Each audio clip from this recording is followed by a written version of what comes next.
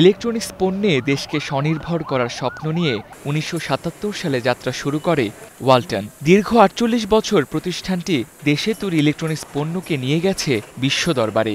গর্বের সঙ্গে বলেছে, আমাদের পণ্য।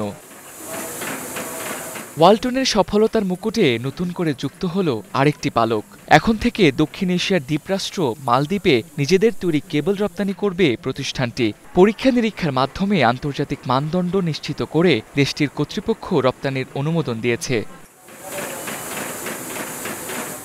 মালদ্বীপে কেবলসের বাজার প্রায় ৩০ মিলিয়ন মার্কিন ডলারের। প্রতি বছর চাহিদার সঙ্গে এই বাজারের আকারও বাড়ছে। ওয়ালটনের প্রত্যাশা, দেশটির বাজারে দ্রুত অবস্থান তৈরির পাশাপাশি রপ্তানি আরও বাড়বে। ইউরোপ, আমেরিকা, এশিয়া, মধ্যপ্রাচ্য ও আফ্রিকার ৫০টিরও বেশি দেশে নিজেদের তৈরি ইলেকট্রনিক্স পণ্য রপ্তানির মাধ্যমে দেশের অর্থনীতির বিকাশে অবদান রেখে চলেছে ওয়ালটন। Tamjid Ahmed, star news.